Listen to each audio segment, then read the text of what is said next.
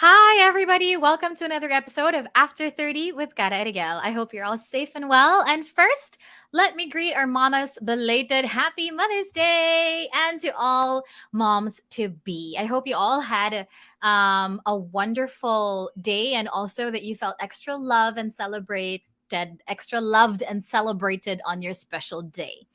Okay, let's talk mothers. I don't even know how to start this. Okay. My mom is already here in the recording platform, and my armpits are really wet. And I have this sinking feeling in my stomach and this voice inside my head that says, This has to be perfect. She's watching. But seriously, we're going to get down and dirty on this episode. But trust me, you will come out of it feeling refreshed and hopefully with a different perspective on the value, importance, and gravity of the awareness of the relationship you have with your mothers and yourselves, how it greatly affects your life, your decision making, and even your other relationships as an adult.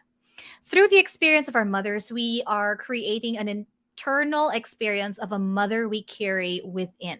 Our experience with our own mothers teach us how to mother ourselves, so we are then only able to mother ourselves in the same manner. The relationship we create with our mother becomes the relationship we have with ourselves in the future and for the rest of our lives. Now, if you can list down how many times the word mother is said in this episode, I will give you a prize. Now, how? How now if you did not have a good relationship with your mother? Or if you had a mother who was physically present but emotionally wasn't? Or a mother who wasn't present at all? Or a mother who was even abusive? Or a mother who just wasn't motherly? What if you grew up feeling unmothered? What effects does this have on your adult life? Do you blame your mother for all of the shit that's happening to you? The thing about the unmothered children is that we continue to look for a mother we didn't have because this space has remained empty. Because we strive so hard to get our mother's attention and connect with them, we learned that we needed to work really hard to be seen, that nothing is granted for us, not even the love, the connection, and the safe bonding. And we will keep looking for this mother in anything and everything. Mother being the word I'm using now to refer to the feeling of being nurtured, wanted, seen, and loved unconditionally. The good news is we can create the inner experience we lack in order to emotionally develop in ways we have not been mothered, because we are the only ones in a visceral way who really knows how we feel and what we really need. You can be present for yourself. And I know it sounds like a lot of work, but thankfully, we now have access to the tools that can help us reframe and rewrite our stories so that we can move forward with our lives and cultivate better relationships with ourselves and others.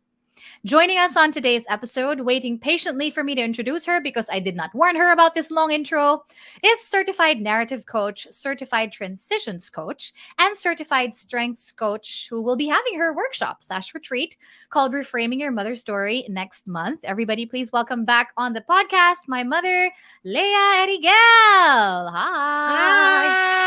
Hi! Good afternoon! Ang Haba, sarap di ba? kasi. Oo, grabe. Okay. Nag-aral. I'm happy to have you here. O, di ba? Sabi ko nga sa'yo mas what's this? Like I feel the most pressure when I guest you on the show. that's that's something I feel like we can unpack today. But I mean, I I guess it's like that for a lot of know. people. But is it me? No naman I'm like that. You can be your most imperfect self. No, I know. It's mother stories, diba, that we have in Hmm. our heads. And so this is Yeah. why we are having this really, really important conversation today. And I'm happy to have you back on the show. Thank you for Happy being to be here. here. I feel like Suki. Siyempre, suking-suki sa show. Suking-suki. Okay. Okay, Game. so I want to start by asking you, if you can tell us a little bit about your journey to becoming a narrative coach and Mm. eventually coming up with the Reframing Your Mother's Story workshop. Because I feel like not a lot of people are familiar with, these terms and some of the terms that we'll be throwing around in this conversation, but somehow maybe the title or, whatever the teasers that they heard, attracted them into listening to this podcast. So Right. I'm sure nakarelate or nag-resonate with them itong conversation that we're about to have. So what was your journey like? And how did you come up with reframing your mother's story? Okay, first, I've always seen myself as a writer, a storyteller, a lover of stories. I like hearing stories. I like telling them. I like writing them. Um, and it was through deeper inner work study that I realized stories are how we make sense of the world. Our stories shape our realities.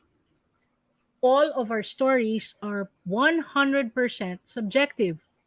Therefore, the stories in our heads are also never 100% true. At the start of the pandemic, I found, or maybe narrative coaching found me. It was a year long, really deep dive into the importance of knowing our stories, not just the stories we know, but also the stories we don't know. So that was a deep dive into learning how to listen to our stories, the ones that are told in our heads and ones that remain untold, um, how to get to them so that we know what we're needing in the moment, how to be in the moment, and to find a way to shift from the stories that don't serve us to the ones that empower us, and to stand as witness with no judgment as our stories come to fore. So, narrative coaching uh, has brought me here where I realized that reframing your mother's story was the deepest, scariest, most vulnerable I could be, and most present. And also, I realize more and more, most needed by women. And so I birthed it as a 1 day thing in November. And it was a beautiful, beautiful experience. And everyone thought, bitin. So Mm-hmm. now created this deeper dive, this time in the beautiful, it's a weekend retreat in the beautiful Casa San Pablo. So you get to go into a deeper dive, figure out what your mother stories are, to accept them, to understand them, to come to terms with them, come to peace with the story and yourself, and to realize that you are the author of your story. You are not the story, so you can change that story anytime. Mm-hmm. I love that. Well, you had quite a journey, diba? Mm, mm. That led you here. It was, I know you're a writer, a brilliant one at that, and Knocks. it's wonderful. No, it's wonderful that you found, kumbaga, a greater purpose to, I mean, this talent that you already have and that you honed. And I want to know what the underlying feel, because you said the word vulnerable, and it's Mm, such a, and no judgment, right? Those two words very important, and ano ba, integral ba kumbaga in this, I mean, in the work that you're doing, right? So would you, can you share with us, like, what was the underlying feeling behind this? Or, you say the story that led you to want to to share this. this to as many people as Correct. possible. Okay. Uh, I was an adopted child, so I already had, even before anything else, I already had the mother story that even before I was born, there was a mother out there who didn't want me. Okay, that was the story in my head. Whether I knew it or not, it was there. Uh, and then, your lolly who, adopted me, she was a product of her times. Much older than me. Parang our gap was big. I think she was 40 something when she had me. So Mm. my mother was a product of her times, very traditional, very religious, um, had very clear ideas of how a woman should be, needs to be. And I can only imagine, and I'm saying this now because I can already stand back. I can only imagine how difficult it must have been for her to have raised a child who was so different from all her expectations. Like, Mm. different. And so to say that my mother and I had a contentious relationship would be understating it. I was forever caught between rebelling, insisting on my that I be heard, and another part was that I never acknowledged was I wanted her affirmation. Mm. Um, so for the longest time, I went around blaming my mother for whatever was wrong with me. Um, and then I had you in a not traditional way, which of course broke her heart, which was not intentional for me. And then I went away, not the best of choices. And still I went on, blaming my mother. I mean, there was a lot of blame there.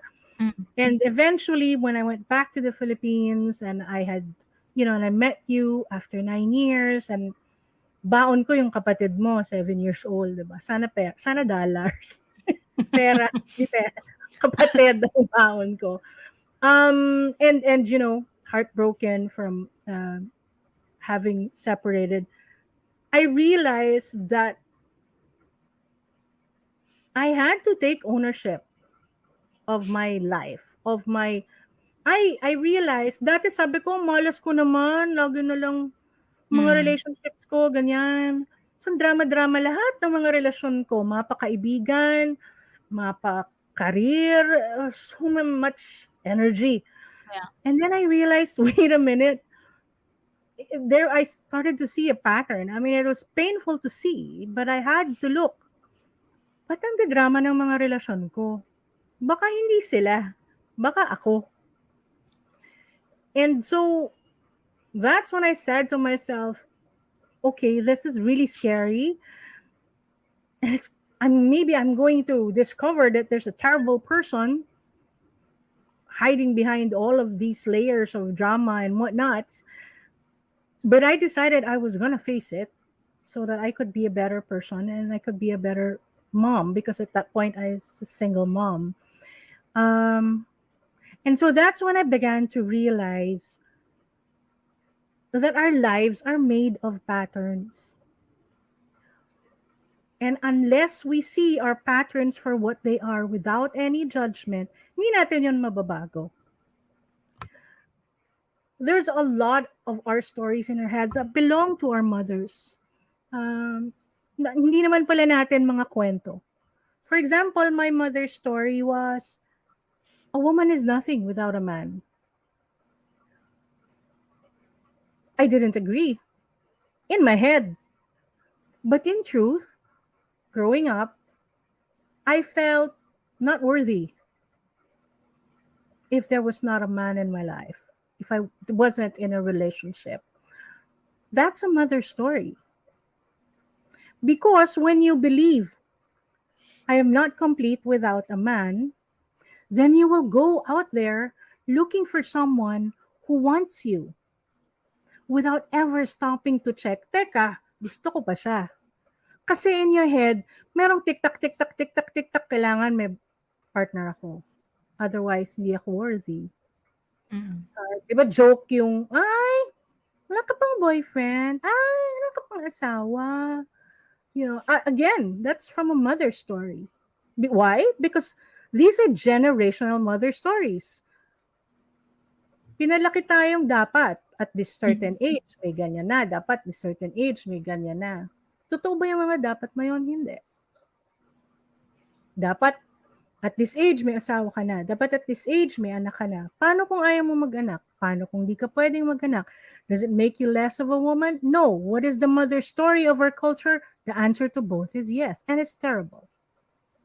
and that's where the shame comes, that's where the expectations come from. And I've come to realize na anywhere there are expectations, there is stress, and malamang may misunderstanding. When we learn to ease up on our expectations, everything becomes bonus. So did I Mm-hmm. answer your question? In many ways, yes, yes. Okay. You did naman. But I also had a lot of realizations in your sa story mo. Hmm. In my head, I was trying to, okay, like let's say for people who are hearing this for the first time, to our Mhm. listeners and our viewers who are hearing all these terms and ano ba, experiencing these terms for the first time. I guess parang a mother story, the mother story that you're referring to can be, can be a belief. Kumbaga, 'di ba? I guess like in simpler terms, 'di ba? It's your story, but really what it is a belief. Kasi nung sinasabi mo parang okay, a woman needs to be, or a woman is nothing without a man. Yes, that's a Yes. mother story. Another term for that is that's a belief, 'di ba? I guess Yes. that made simpler. That's the belief that your It's mother the had. belief. It's the Yeah, belief not only of yes, it was the belief of my mother, and not only was it the belief of my mother, it was the belief of her generation. yeah, yeah, yeah. And Intergenerational yeah, belief. and if we're truthful, hanggang ngayon nandyan pa din yan. Yeah, You yeah, know, millennials will say no, I'm all whatever, but nandyan yan because it's deep seated. It's yeah, yeah. very deep seated.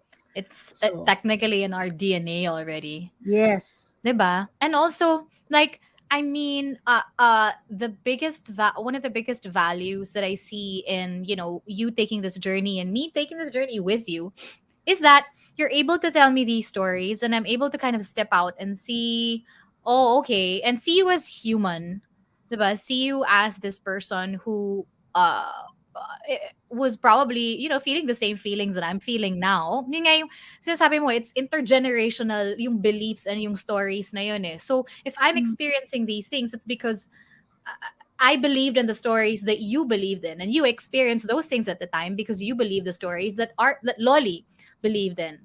And like, no sinasabi mo parang, oh, she was already 40 plus when she had you, and so you had such a huge disconnect. And I was like, damn, she was 60, 70 plus when she was raising me. So mm, our disconnect was even further. And meron din siyang grief na kinikerry at the time. yes, yes. And so that was double, triple, I guess, the stories that was passed down to me when I was younger. But we'll get to that. But all of these realizations are kind of like, oh, okay, eye opening. And now a lot of people, again, because of social media, TikTok, and the internet, fast. We have all these like quick informations that we see, and if you become aware, and if you're not careful with the awareness that you are handed or that you are given, it's so easy to blame. It's so easy to take it to blame. Oh my God, kaya pala ako ganto kasi ganto yung nanay ko. Kasalanan to ng nanay ko eh.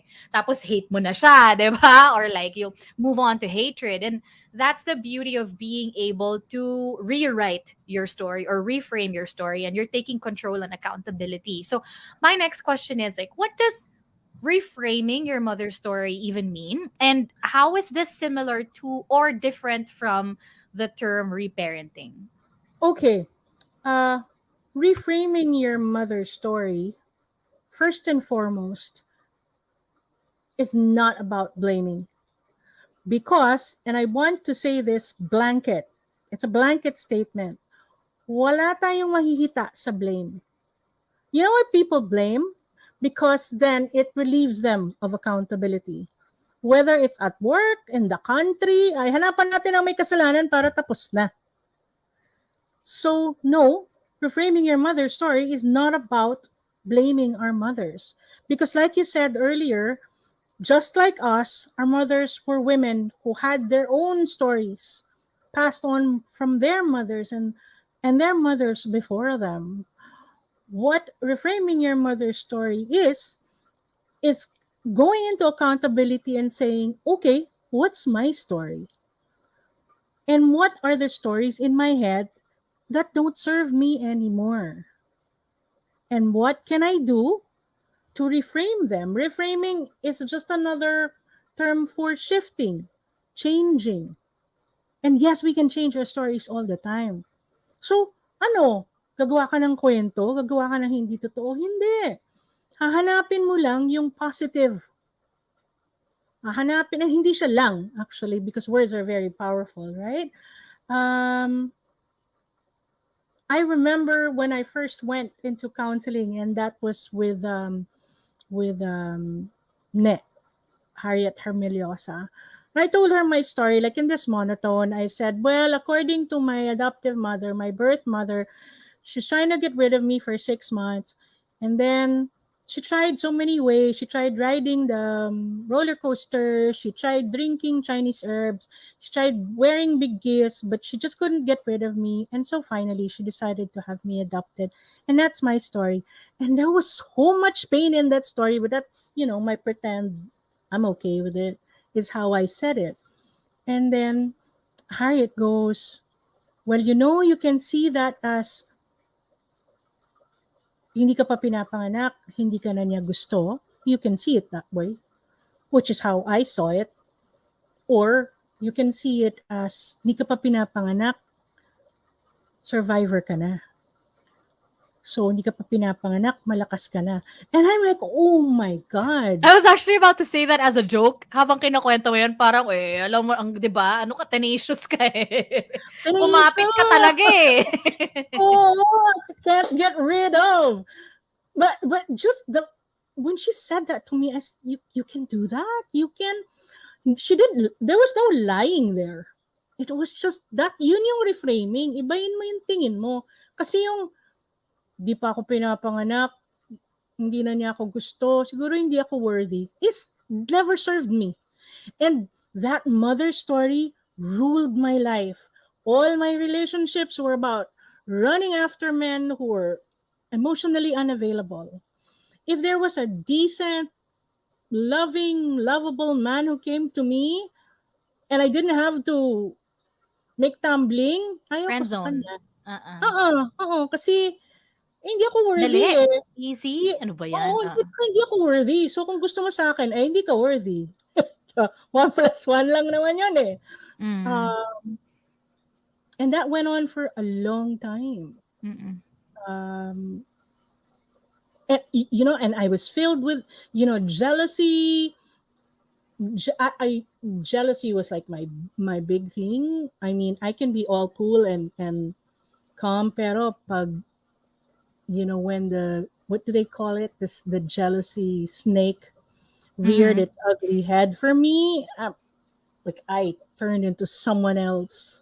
Even I wouldn't like to be with. Mhm. And hindi lang romantic. So the unworthy mother story ruled my relationships, ruled how I saw things. Mm. Um, and so when eventually, that was my first aha moment. Wait, pwede mo palang gawin yon. And then, Mhm. through the years, I went into inner work, and then eventually narrative coaching. And then eventually because of narrative coaching, I was able to birth uh, reframing your mother's story.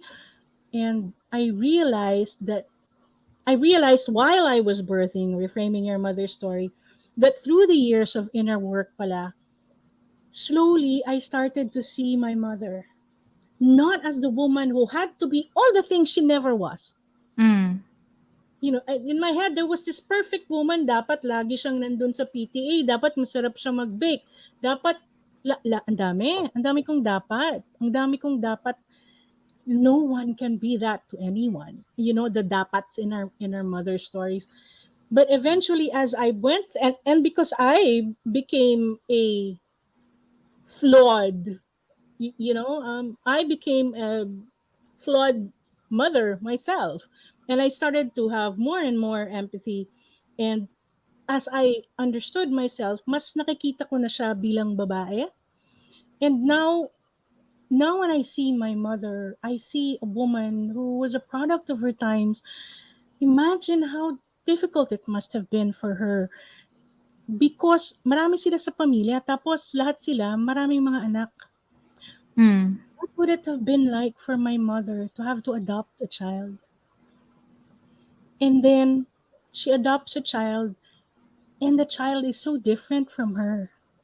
So that now, at this point pa lang, naiintindihan ko, kaya pala ayaw niyang pag-usapan yung tell me naman who were my birth parents, what was my, ayaw niyang pag-usapan because she was so scared to lose me.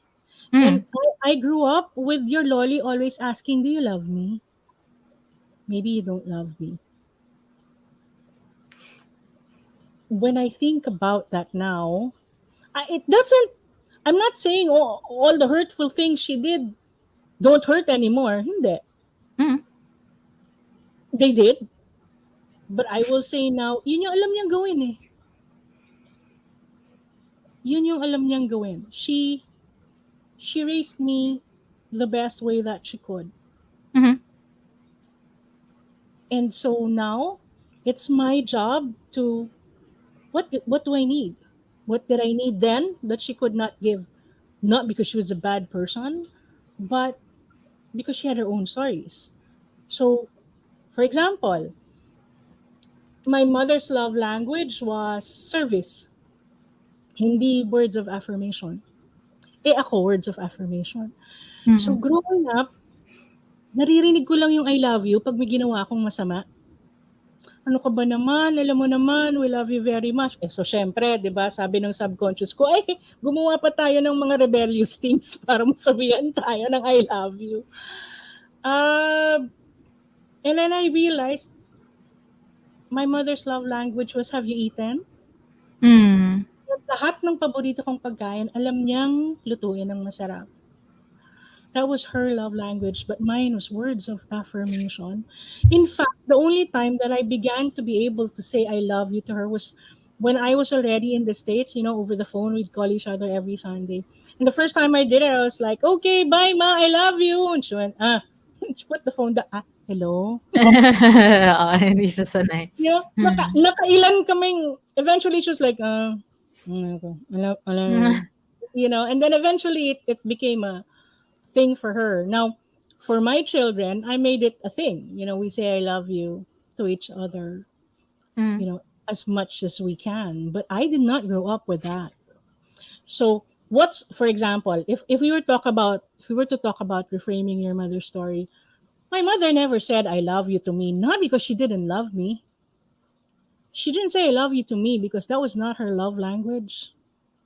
And to be honest, I don't think people around, her age, people who are now like 80s, 90s, they didn't, to people in that generation, emotions are weak. You don't, we don't do I love you. Mm. Mhm. So what's one way that I have learned to mother myself is to tell myself, oh, good job, Leah. Or, when I know it's gonna be a tough day in the morning before I get up, I say, okay, are we going to give ourselves 5 more minutes? Okay, so I mother myself with affirming words because it's what I need. It's what I need. And it's very important to know at any given moment, what do you need in this moment? What do you need? If Mhm. you're not aware of your emotions, o di ba may dog in the Nag-a-agree. background. Nag-agree. If you don't know what you're feeling now, because, okay, a belief is, feelings are weak. Again, that's another belief that we need to change. Mm. If we don't know what you need right now, how can you give yourself that? Mhm. So that's number one. Know what you need at any given moment and learn to give it to yourself. Para But hindi mo okay, but i-expect. how do you learn to give yourself what you need if if you don't know what you need? So how do you learn what you need? How do you find out what you need? How do you find out what you need? You need to listen to yourself more, not be afraid of listening acknowledging your emotions. I have a big number of my coaches come to me like this. Something has happened to me and it hurts so much. Can you make it go away? I don't want it. And the first thing I say is, ay wala po akong magic wand.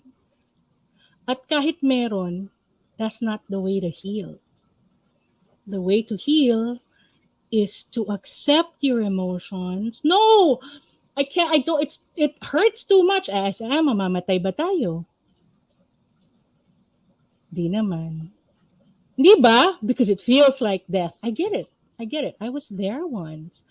And the truth of it is, when we are able to allow our emotions are there. Actually, they are teachers. That's why nandun yung hurtful feelings kasi sila yung nagsasabi sa atin, "Psst, you're not in a good place. You need to do something about it." And then we don't. What do we do instead? We get busy, or we go into substances, or we go into another relationship, or all of the above. We buy things. Lazada and Shopee are our best friends. Mhm. Everything external. Kasi ayaw mo pumasok sa loob. Takot ni. And When also you... like these things, yun nga, parang when you were saying that a while ago, like for me also, like the things that we learn to to deal with our own emotions as we grow up, we learn to do them because of what happened to us, diba? Because of, let's say, like for you at least, like you, the relationships that you chose, were usually unavailable men because you didn't feel worthy of men who treated you better and stuff like that. And I also had that the same pattern. But also at the same time, we held on to that because it served us somehow. Holding on to, 'di ba? Parang holding on to the feeling or resentment or whatever it was that we were holding on to before you chose to take the step towards healing, and before I chose to take the step towards healing as well. Parang it served you at a certain point. Like people hold on to fears and resentment.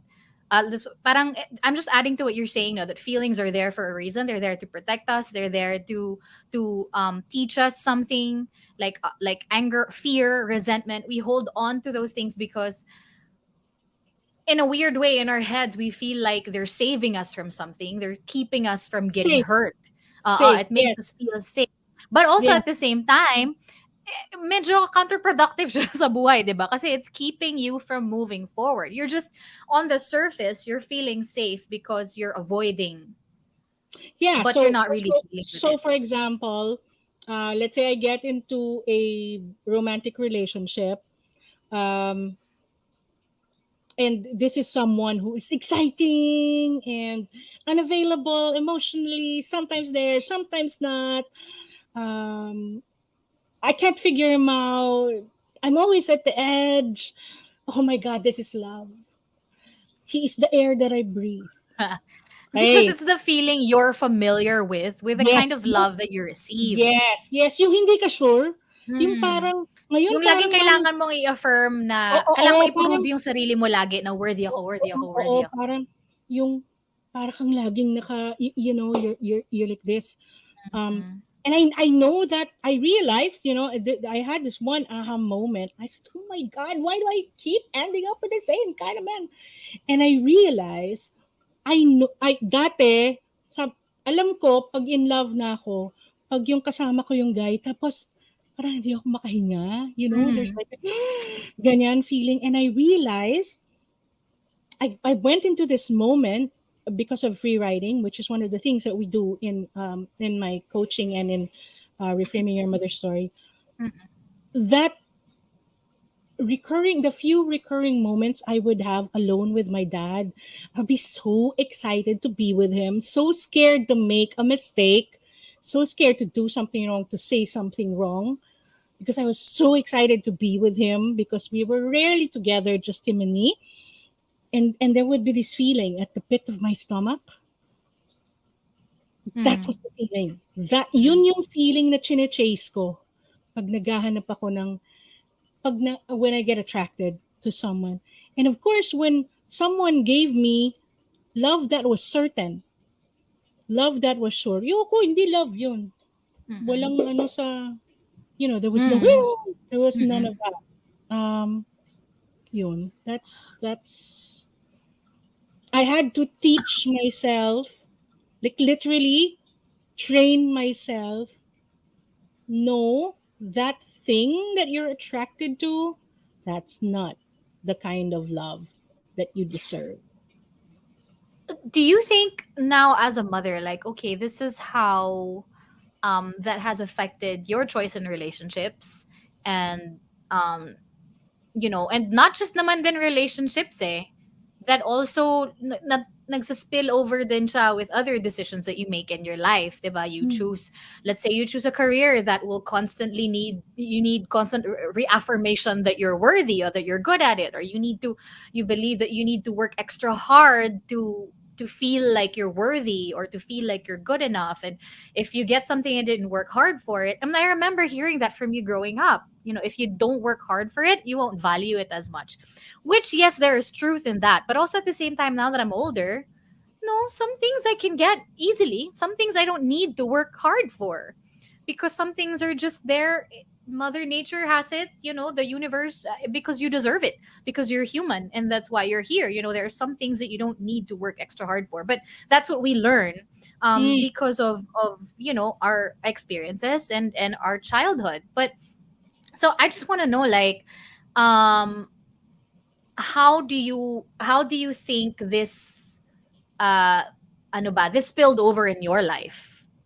So we already know that this is the type of relationships that you had, and how did it spill over to, let's say, the career choices that you had, or even our relationship, your own relationship with your children?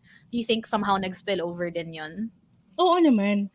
I am a big, big, big believer, and so far, hindi pa siya nabubuwag. How you do one thing is how you do everything. So, my belief is that, one, we need to be mindful about our feelings. It is a practice. Again, it is not a magic wand. When you are feeling, when you are hurting, that is your body telling you, step back, take a look, something has to change. Mhm. And it's inward, it's always inward. Allow yourself to look inward, allow yourself to look at your stuff without judgment. Instead, curiosity. Uy, ba't ako nagselos doon? O bakit Mhm. ako na-OP doon? Or bakit hindi ako comfortable sa space na yon? No matter how wonderful it seems. Well, I used to have this job, us paying me crazy amounts of money, but I was so unhappy. And buti na lang, I was ready in a place in my life where I could say, what's wrong? Mm-mm. Why am I not valuing this? Even in my relationships, I have learned, huwag tayong pumunta sa drama. Huwag tayong umabot sa drama. Paano tayo hindi umaabot sa drama? You bring it up. You bring up the difficult conversations, because the difficult conversations will lead to understanding. Tayong Mhm. mga Pilipino, ang hilig natin sa mga, pag hindi natin pinag-usapan, it doesn't exist, not true. Pag hindi natin pinag-usapan, sugat yan, magfe-fester, magfe-fester. Isang araw, kalabitin ka lang, galit ka na. Mm-mm. Same thing in my relationships with you and with your brother.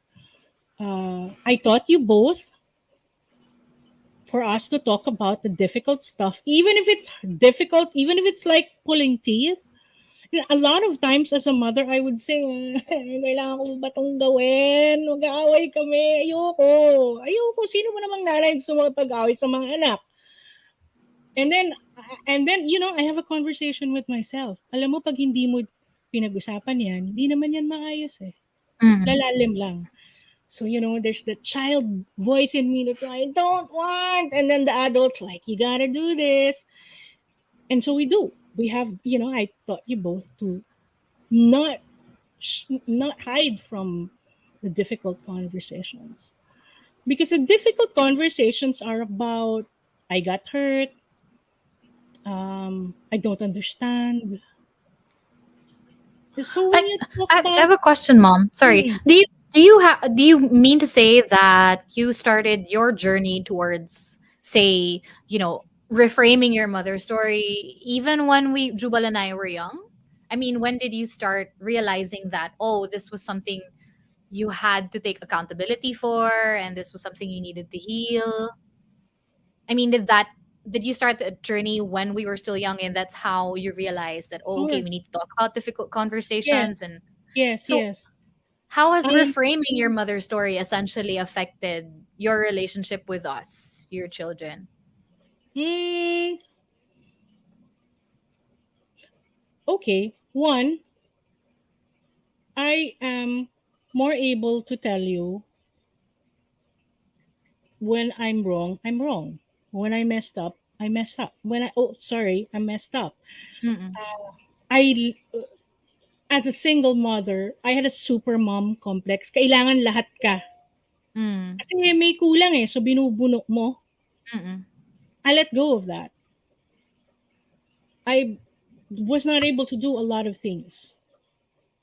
I was not able to be a lot of things. I messed up big time.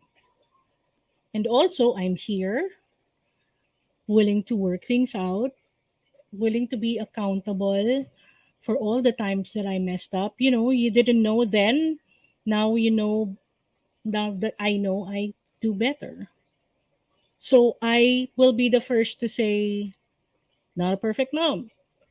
It's far from that. I hope that in doing so, I am able to teach you both that perfection is a myth. It is a waste of time to even think that it is possible for us. We have this myth. If everything is perfect, then everything will be perfect for me. Eh wala ngang perfect. So paano? As opposed to take things as they come. What are the surest things in life? We will get old, we will die, we will make mistakes. And the sooner natanggapin natin yon, the sooner that life will be easier for us. Nagkamali. Make glorious, amazing mistakes is what I want to say to both of you. Stop staying in the coloring in the right lines. Uh, what is that word? Conform, conform, conform. No, that keeps us small. Make your mistakes. Kasi it's from our mistakes that we learn the most. Why am I what makes me legit to hold the reframing your mother's story? Because I made mistakes big time as a daughter, as a mom, as a person. I did not make small mistakes, I made them big. I learned from them. And the more you're able to see your mistakes and be like, oh, that was a big one. Okay, sige, ano yung natutunan natin? O, sige, game, ulitan. And that's what's helped me to be more accepting of myself, to be more comfortable in my own skin. That's one of the that's one of the gifts of reframing our mother stories, of seeing our stories from a different light. Is really being comfortable in our own skin. Yun ang loto. Yup. I love that. No, and I love the effects that being able to take accountability and making yourself aware, um, that it also yung effects that spilled over with how you raised me and Jubal. I mean, you were very honest, sometimes a little too honest, which we both appreciate. And I think, and you know this, you've raised children who can't who stand by their own beliefs, and who can hold a good conversation, and who are very vocal about our feelings as well.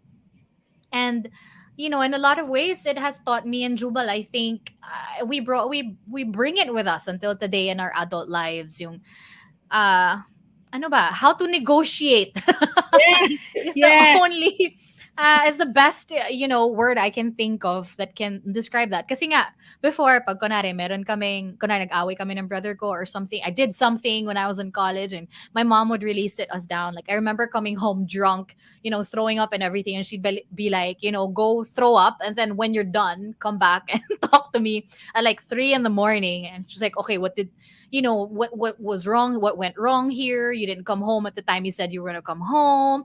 How are you not going to do this again? All these difficult questions that normally parents would just be like, I mean, kung umuwi man ako ng late at lasing, natulog na lang siguro yung nanay ko kasi madaling araw na yun eh. 'Di ba? And then like ground na lang niya ako for like say 2 months. Not saying she didn't do that. She did, but I mean, we did have the difficult conversations, and that kind of taught us to be, more self-aware, like aware of why we did the things we did, what went wrong there, and how can we make it better. Not saying we're perfect people now because of that, but we learned how to become better people, and I guess that's how we had a more open relationship with our mother, and uh again, not perfect, but easier, lighter, Because more there's no compassionate. perfect. Yeah, yeah, yeah. There's no perfect.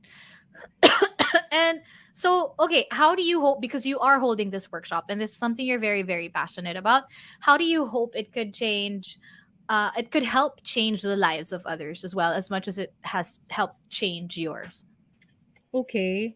My hope with this deep dive in the beautiful Casa San Pablo in San Pablo, Laguna on June 24, 25, my hope is that people, the women who attend this workshop, will learn their mother stories, see it for what it is with no judgment, be able to see their mothers and themselves as women with their frailties, their vulnerabilities, their uncertainties, and all of this is what makes them into this wonderful, beautiful human being. It's interesting that we keep saying perfect, perfect, perfect. Perfect is boring. You're an artist. You know that what makes something beautiful is the contrast, the the layers. And that's what we are. We are made of contrasts and layers and layers, and that's what makes us interesting, and all of that is okay. So I wish, my wish is that women see their mother stories, what belonged to their mother, what belongs to them, what is now for them, what beliefs were their mothers and not necessarily theirs, but they're still holding on to it. What can they let go of now to be stronger, to be more empowered? uh, Lots of stories like, if I don't like my mother, do I have to keep seeing her in order to love her? Is a question. Um, Okay, I feel like this is where this is going. So I want to, I don't know, itutuhog ko na. You're holding a workshop, a yes. retreat in June. We'll talk about the details later on. I'll type it here as well. If you guys are watching the live, hello. Um, it's called Reframing Your Mother's Story. Mm. Wow, di ba? Parang di naman natin paulit-ulit sinabi. It's called Reframing Your Mother's Story. Can you give us a little sneak peek at what your participants will be experiencing there? Just so our listeners and our viewers can have an idea in case they want to, join it themselves. Okay. There will be a lot of sharing, and this will be aided sharings. We will do free writing because that is the modality that is, very close to my heart. There will be creative experiences. There will be sharing, and from the last reframing your mother's story, the first one in November, the sharing alone is already so powerful and so healing. Because like I said, stories are how we make sense of the world. Pag kinikim-kim natin yung mga kwento natin, ang lalim-lalim niya, tas ang bigat-bigat. Sometimes it's just the saying it out loud. Sometimes it's just the, I am such an overachiever because I think Because whenever I used to achieve is the only time pinapansin ako ng mommy ko. Is a story. Is a story. Um, what else? What's that? Is My there an exercise that you can maybe like patikim ngayon here? mm, There was the, something we were talking about a while yeah, ago, like off we were air. talking earlier. We were talking about how we think, kunwari, when I say, oh, reframing your mother's story, and you're thinking it's just interpersonal, like, you're my daughter, I'm your mom. And it goes beyond that. We also have generational, ancestral mother stories that hindi natin alam affect us or affect how we believe or how we see the world. For example, fairy tales. Let's talk about Little Red Riding Hood. What's the story of Little Red Riding Hood? Lit- Little Red Riding Hood's mom was busy that day and she told Little Red Riding Hood, "Uy, yung lola mo may sakit. The lola lives in the woods. Not able to take this to her today. Well, can you take this food to her? Don't pass by the forest, ha? Even if it's the shortcut, don't. Because it's scary there. It'll get dark. There's a big bad wolf." And so the little girl, she wears her red. And when she said, "Oh my God, ito na lang ako sa shortcut. Bigat-bigat ng dala kong pagkain for grandma." And then eventually she sees the big bad wolf. And because she's never seen a big bad wolf, she didn't know that that's what he was. And so,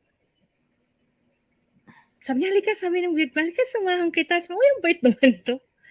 They go into the mother's house and, that's, things go crazy and they almost get eaten up alive.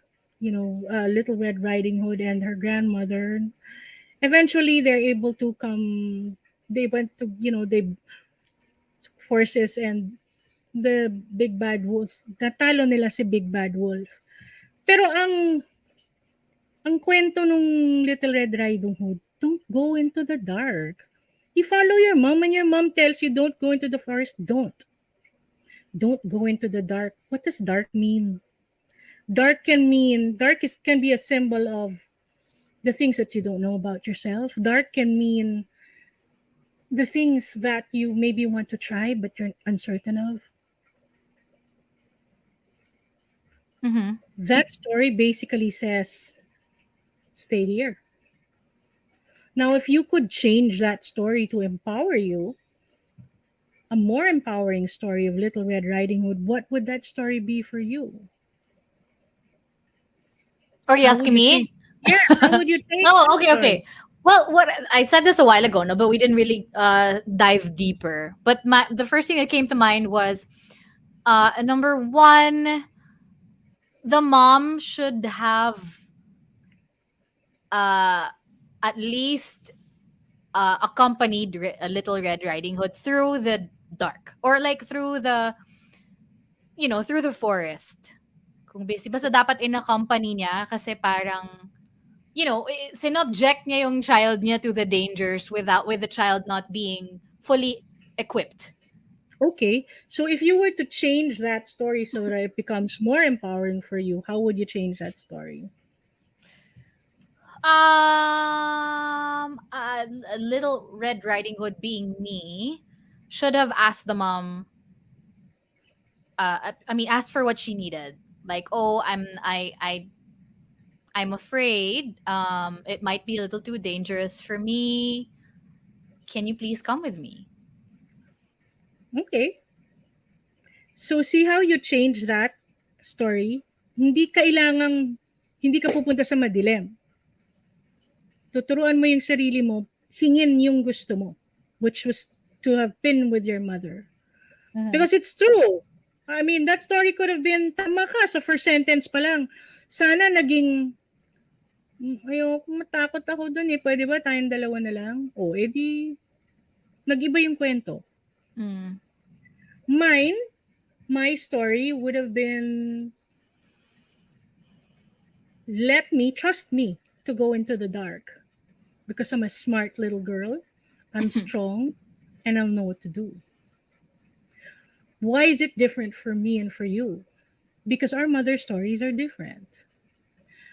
My mother's story was constantly not having a voice, constantly being told what to do, and constantly being told that what I wanted to do or how I wanted to do things was wrong or shameful or unacceptable. Sinvergüenza. Your story is different because your mother's story is different. You needed to be with your mom. And I'm sorry to this day. I will be sorry until I die and maybe beyond that I made those mistakes. And I feel like it's so huge to be here now in a podcast, being able to say, I'm sorry. I made bad calls. I made bad decisions. I didn't know that then. It affected you so much. I didn't know any better. You're gonna make me cry. Stop. Yeah.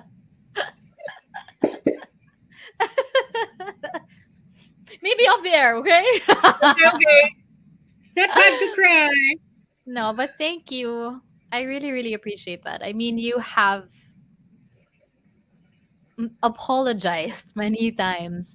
I'm also, I guess I want to say I'm sorry also for like, I guess, I don't know, like for still holding on to it. Like I've gone through therapy, I've done healing, myself. And I guess it just goes to show that I mean how deep it really goes, and it's not just you. I was mothered by two women.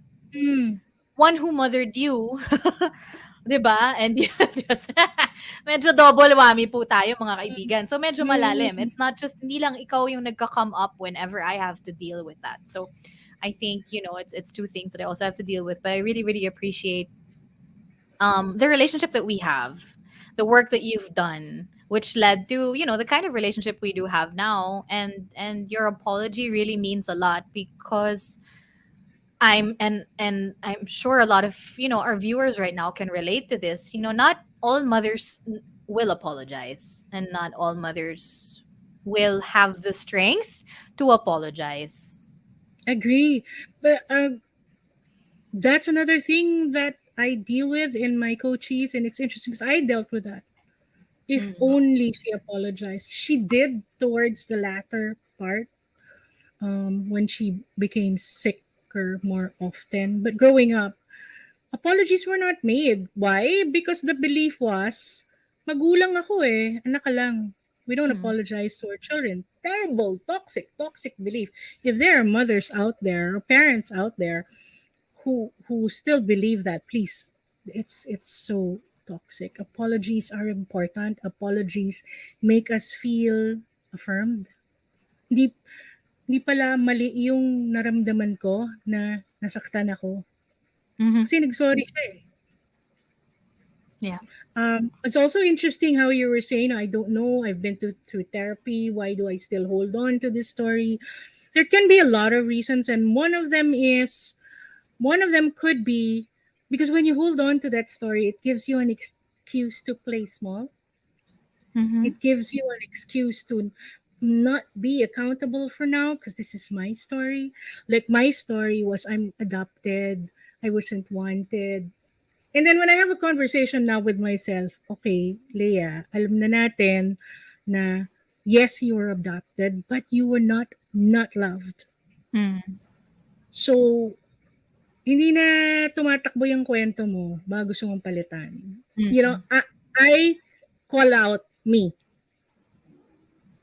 And then so it's like, oh yeah, okay. So what am I afraid to deal with? That's why I hang on to the adoption story. Mm. I'm afraid to finally say, yes, I'm worthy of creating big, beautiful things because I'm worthy. I'm afraid to say that. But see, because I can now say that's what I'm afraid of, then I can also shift that to go ahead. Even if you're scared, this is important to you.